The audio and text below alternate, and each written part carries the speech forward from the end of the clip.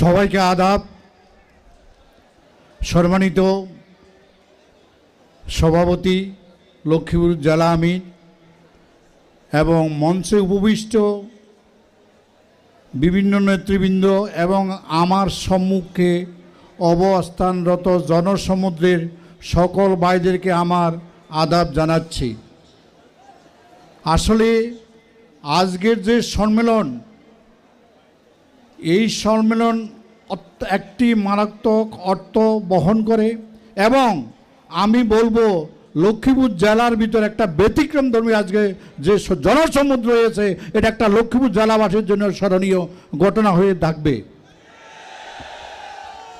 আমি সনাতন ধর্মাবলম্বী একজন সদস্য।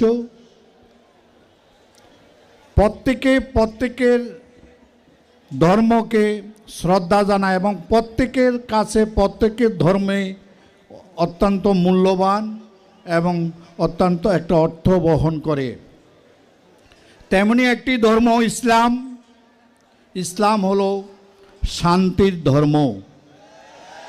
তাই এই ধর্মের যারা সদস্য, যারা এই ধর্মের অনুগত, যারা ইসলাম প্রিয়, আমি মনে করি তারা কখনো উচ্ছৃঙ্খল এবং অধার্মিক এবং ইসলামের ধর্মবিরোধী আচার আচরণ করতে পারেন না। কোনো ধর্মই শিক্ষা দেয় না যে এক ধর্ম অপর ধর্মকে ঘৃণা করুক, হিংসা করুক, এক ধর্মের লোক আরেক ধর্মকে হিংসা করুক বা তাদেরকে অধঃপতন করুক, তাদের ধন সম্পদ লুট করুক বা তাদের উপর কোনো রকম অত্যাচার করুক। এই ধরনের কোনো ধর্ম শিক্ষা দেয় না। যাহা আমরা হজরত মুহাম্মদ সাল্লাল্লাহু আলাইহি সাল্লামের বিদায় হজের থেকে শিক্ষা পাই। তিনি স্পষ্ট বলে দিয়েছেন যে কখনো এক ধর্মের লোক অপর ধর্মের উপর কোনো অত্যাচার করবে না, কোনো অবিচার করবে না, একজন অপরজনকে সহিষ্ণুতার সহিত স্বীকার করবে, মেনে নিবে। তা আমি আমার বক্তব্য দীর্ঘায়িত করছি না।